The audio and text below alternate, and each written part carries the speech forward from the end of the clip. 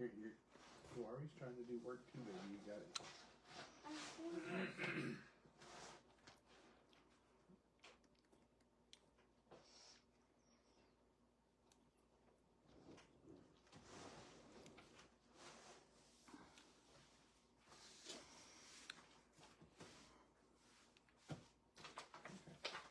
Literally.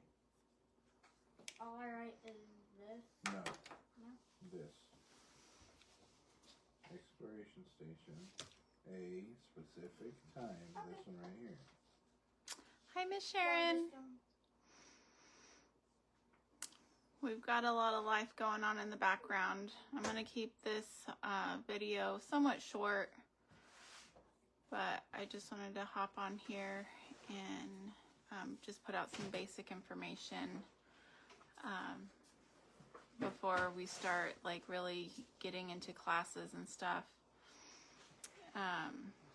I'm looking into a few places to do some classes. I'll probably hop around a bit. I don't want to stay at one place because I want different classes to be accessible to different people. So I might go down to Freeport and do a couple classes.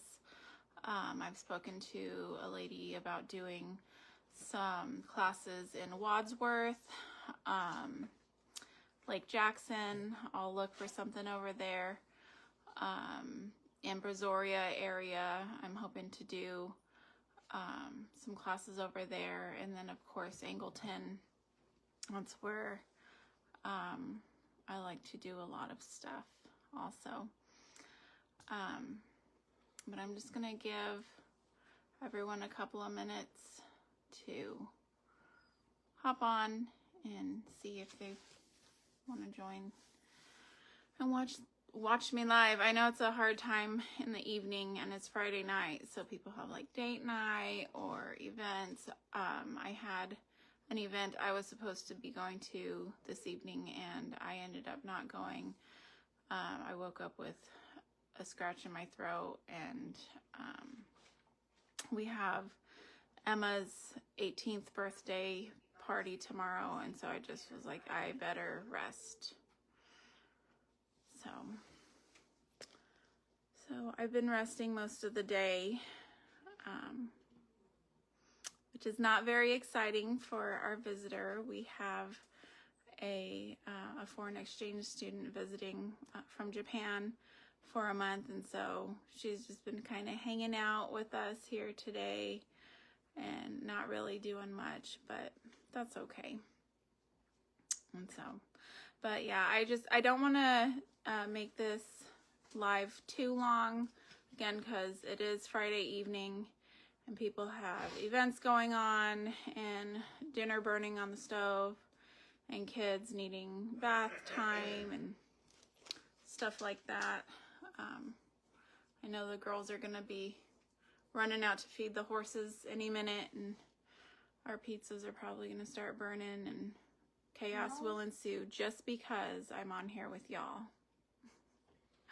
So normally I'm wearing my glasses, but this camera's close enough that I can kind of see, but the light in my face was like distracting me with my glasses. So anyways, so I just wanted to talk to y'all a little bit about food storage, different types of food storage.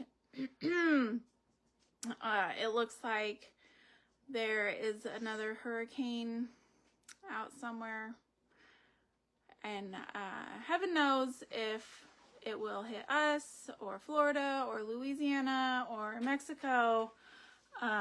Sorry to my Cajun brothers and sisters. I am not wishing that on anybody.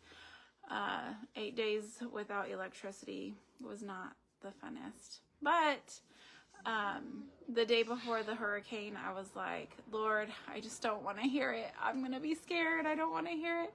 And so I just went into a really deep sleep that night. And the Lord was just like, girl, you got to sleep. So I just passed out. I didn't hear anything. My husband was up and down and flashing the light in my face with this flashlight, and honey, we just lost power. I was like, what? What's going on? Like, asleep. So anyways, I gotta fly. So we, we're gearing up for hurricane, redoing our stocks a little bit and just trying to get some things on the shelf. I know a lot of people lost their freezer and refrigerator foods, which the prices of groceries these days, man, y'all, I know that there's a lot of moaning and groaning about that on the internet, and I'm going to add to it. It's expensive and it's not fun not being able to spend our money in other ways. You know, a good portion of the budget is just going to surviving and feeding our family. And so over the years, I've really gotten into food storage, canning, making sure that I've got food on my shelf for my family, and making sure that no matter what the circumstance, that my family will be cared for. I know some people hear that and they're like, well, I know where I'm going when stuff happens. I would love to feed the world, and I'm Italian, so hear me. I like to feed people. But in those kinds of situations, I have what I have, and once it's gone, it's gone. So I think that a lot of people who live this kind of lifestyle, they'll agree and say, what I've got is what I've got. I've invested time and money and space in my home for these preparations, and I really encourage y'all to do the same thing. Some types of food storage that I'll be covering over these series of classes are canning, obviously.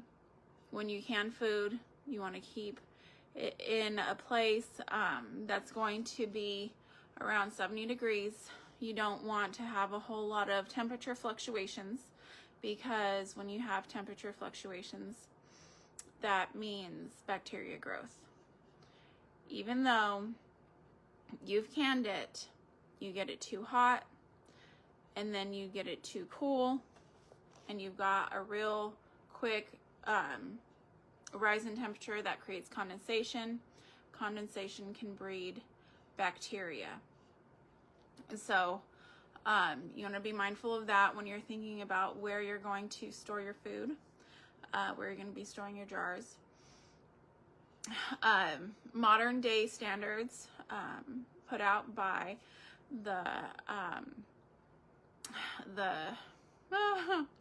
of course I'm not going to remember what it's called. It's the USDA, but it's a department in the USDA that tests all the food for the National Center for Home Food Preservation. It's a mouthful, and the canning rebels will call them the ABC people.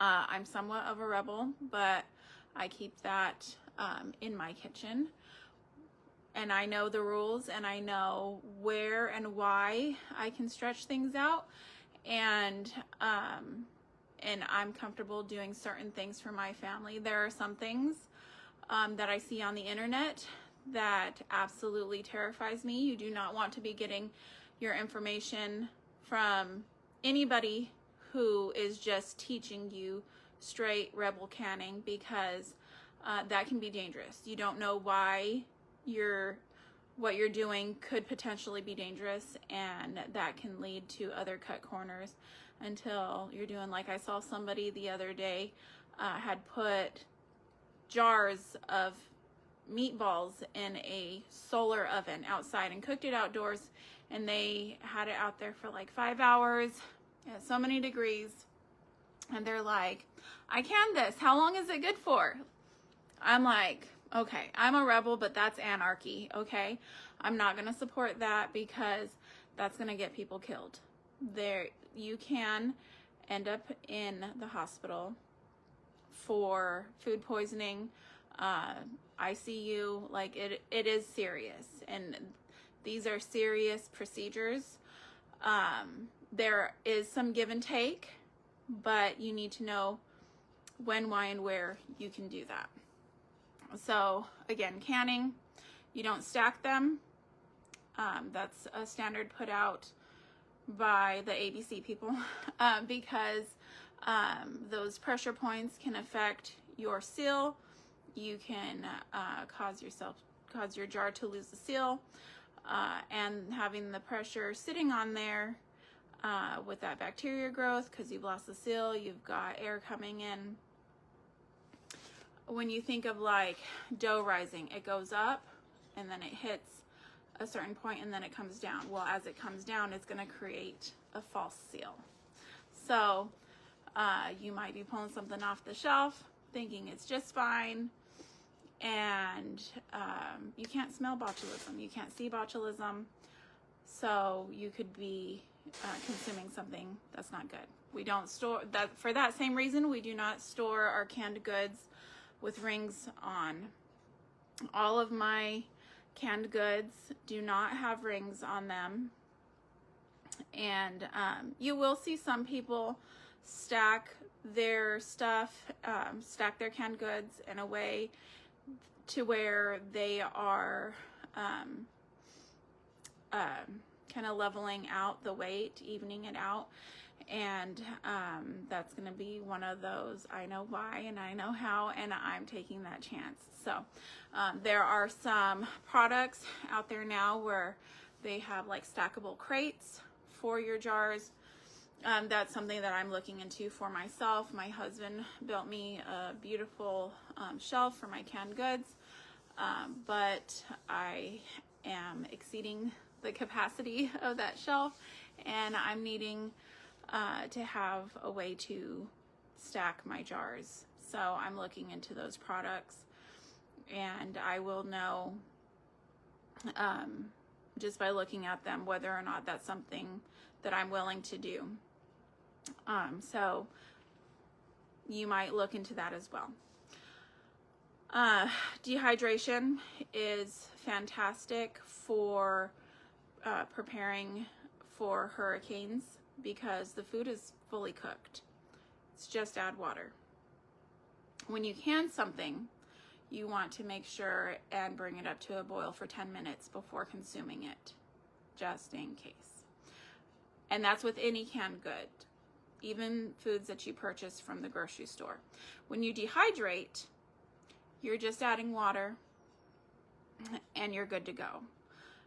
I have made chili beans with my dehydrated pinto beans, and don't shoot me, I know it's Texas and there is it's practically a religion whether or not you put beans in your chili, okay?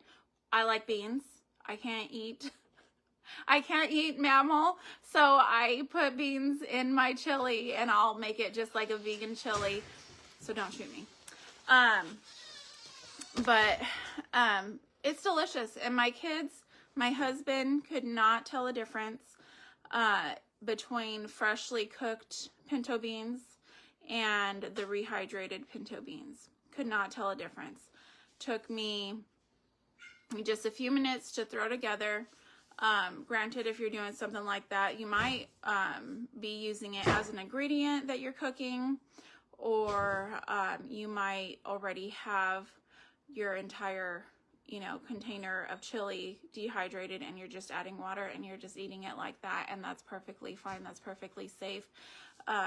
When you are packaging dry goods, as long as it has 10% or less of moisture, it's safe to put in your Mylar bag with an oxygen absorber, put in a glass mason jar and seal it with a vacuum sealer, or even do the plastic bags with a vacuum sealer. It's all perfectly acceptable, just as long as it's meeting those requirements, because it can grow bacteria if there is more moisture. There's also, just storing your ingredients. If you're a person who likes to buy in bulk, I buy my beans in bulk because we eat a lot of beans in my house. That's one of our main sources of protein. So I buy my beans in bulk.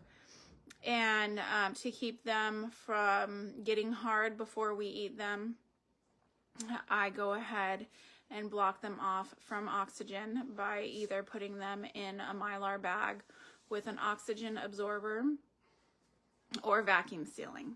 You can vacuum seal in the mason jars. You can even vacuum seal in gallon-sized jars, even though there's a way to do it. Okay, you can reuse pickle jars and things like that, and I'll get into that in my classes, how you can do that even without electricity. Say we're here for a month and people are coming around passing out big old bags of beans and rice, and you need a way to keep the moisture and bugs out of your food. I will show you how to do it without electricity. So if you did not have a reason to save your pickle jars and jalapeno jars before, then you do now. And it's just very basic materials that you'll need for that. I will be starting out with canning. There are other methods such as freeze drying. I do not own a freeze dryer. They are way too expensive, and they are not really they're not really accessible to people on a normal budget or living in today's economy, unless you know, you've come into some money or something like that, where you're like, hey, I've got $3,000 to $5,000 sitting around and I can just spend it on that. And if you do, that's nothing against you. I would say a good 80% of the population, probably more, but in this area, people just can't afford a freeze dryer, and I'm not going to stress my husband out anymore pushing for one, because I have dehydrators, and you can pick up a dehydrator for $5 at a yard sale, and they work really well to preserve food. Those are the main classes that I'll be dealing with. We will be doing some classes on cooking at home with no electricity, when you don't have camping equipment, stuff like that. We'll discuss that. We're going to be discussing oh, you know what? In one of the classes, we're actually going to do a pizza canning class, and I will show you how to can pizza. We're not going to make a pizza and can it, but I'm going to show you how to have all of your stuff together to make pizza in a pinch. And you can do this very easily. You don't absolutely have to have an oven to make pizza. I've made biscuits while out, you know, camping and stuff without an oven. There are ways to bake. My mom actually taught me when I was a kid how to do all that stuff. So that's, you know, generational knowledge that I'll be passing down to y'all. And I'm happy to do it. It's fun for me. It's a passion of mine. Making sure that people are fed, people have access to information is really, it's really a passion of mine. All of these things that used to be common knowledge and are not anymore because we've become accustomed to a lifestyle of convenience. But with the cost of food, we cannot afford to be a society that wastes anymore. We cannot afford to be a society who the cleanup time after a meal is 4 minutes. That's for the past decade or so, that has been the standard in the United States, that to clean up from one meal takes 4 minutes. In my house, it does not take 4 minutes. We cook a lot of things from scratch. That is how I was raised. I grew up extremely poor, and so poor, in fact, that the grocery store in town thought that we had pigs, because my mom would go and tell them, that we had pigs, and she'd ask the produce department for their bad produce. And she would take all that bad produce and she would go through it and cut out the bad parts. And she would make dinner with the good parts. And that's what we ate. And I'm not ashamed of that, because those are survival skills that I think everybody needs to have. It's humility, and it's perfectly fine. It's acceptable. And if anybody out there is doing that, you know, good for you for finding a way. Good for you for looking for a way to feed your family in these hard times. Not a day goes by that I don't get on Facebook and see somebody is really in dire straits for food, or for, you know, their electricity is about to be cut off. They are just so stressed out. Their spouse is stressed out. They're working a lot of hours and they still just can't seem to make it. Things aren't going to get better. Things will not be getting better. So we're going to be doing these classes. We will start out with the very basic of classes where you don't need to go out and buy canning supplies. I did not buy canning supplies except for jars when I was first starting out. That was the only thing that I purchased, the food and the jars. I did not go out and buy any special equipment. I just started when I wanted to start. So be encouraged. This is not going to be super expensive. We are going to cover a lot of stuff. When we're doing pressure canning, you will see that, you know, there are some deals online. People get into it, they get out of it, they sell their stuff. You can buy stuff on Marketplace or garage sale, eBay, and take it into the ag office to have it tested. Shauna at the ag office is absolutely amazing, and they do classes all the time. If you are concerned that, who is this lady? Who am I? How am I? How do you know that I'm somebody you can trust? I get it. And I encourage you that if you have that mindset, please, please, please join the Brazoria County Canners group that's run by the ag office, run by Shauna. She is amazing, and she is a wealth of knowledge. You will be able to get great classes. She has resources and she can help you, okay? Brazoria County is huge, and I want to help you too. Shauna can only put on so many classes. I can only put on so many classes. So I want to encourage you to use your resources. And I mean, go to both our classes. I don't care. Like, I am a huge supporter of Shauna and the work that she does over at the ag office. She's absolutely amazing. So please sign up for her classes too. If you have any questions, please feel free to reach out. We will be getting a class on the book soon. I'm trying to tie up some loose ends, and I will get some dates and times out to y'all. So just wanted to hop on and share some of that basic information. Make sure you have a place where you're going to be putting this food. I have my working pantry and I have my extended pantry. An extended pantry is where I put the bulk stuff, the stuff that I'm not using right now. My work pantry is for my open stuff that I'm using right now.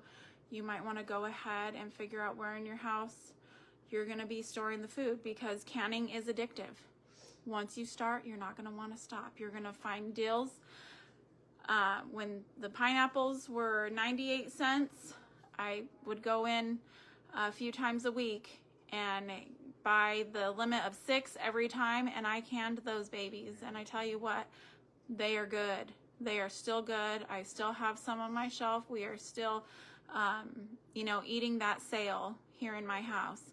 So if you want to take advantage of sales and be able to put that food away and not have it go bad in your refrigerator because you bought too much and you didn't know what to do, you have a garden and you have so much produce that you're, you know, it's just going bad or you're not able to use it all up in time, this is going to help you with that.